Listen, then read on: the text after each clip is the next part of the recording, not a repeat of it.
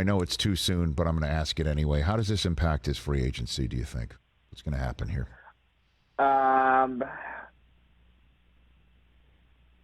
I think I'm in the minority here. I think I'm in the minority, and I don't think it's going to impact it a whole lot. Now, I understand that, look, he was on track to get 600, 650, 700 million. I still think he's going to get 500.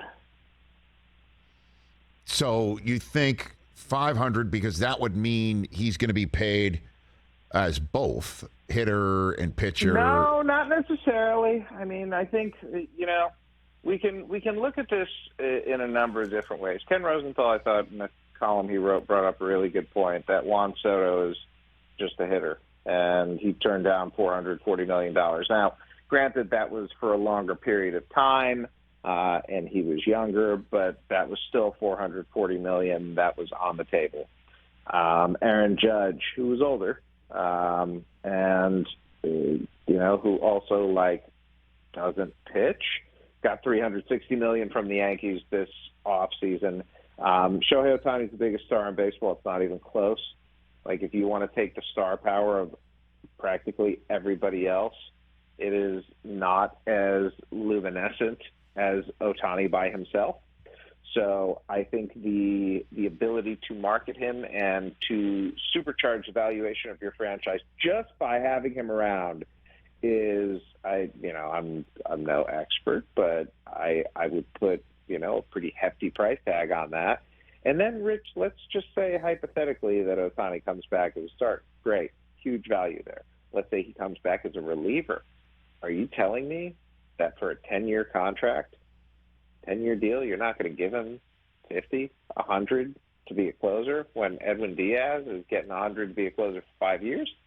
I just, when you have all these teams that are going to be fighting for him and all these other factors there, I really do think that it's going to make its way back to 500.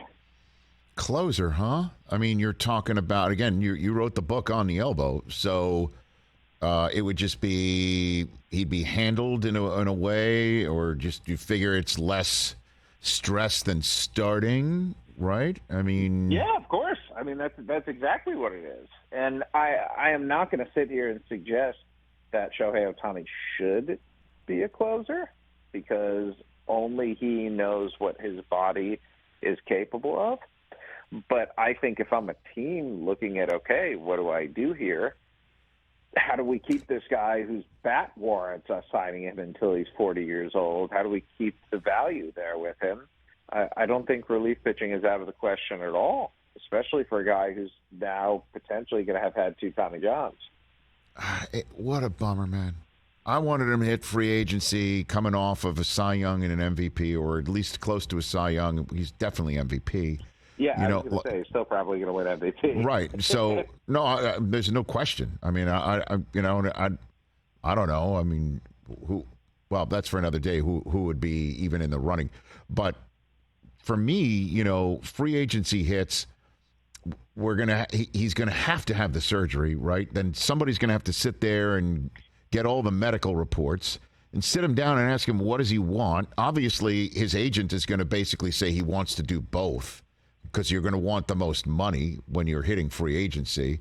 And then we'll have to find out who's got the stomach for it. I guess the only comparison is Kevin Durant hit free agency with a blown out Achilles, but that's not like, yeah, I mean, the Nets gave him $194 million for that, but Achilles is not, pitching elbow.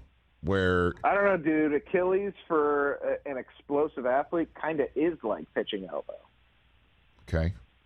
So I guess you could go to the Yankees and Red Sox and say Durant, got his money. We should get ours. That's what I'm saying. And I know this is very soon, but this is the conversation that's going to happen, and it's going to take over everything. This is the conversation that's happening in front offices right now. And part of me wonders if there are going to be teams that get involved in the Ohtani sweepstakes that wouldn't have before this, because they feel like they're going to be able to potentially get a good deal.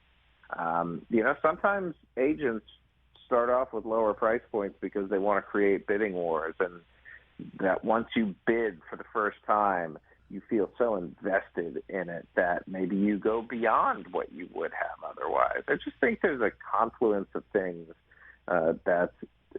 look, yes, Ohtani is going to lose money compared to where he was going to be before the injury.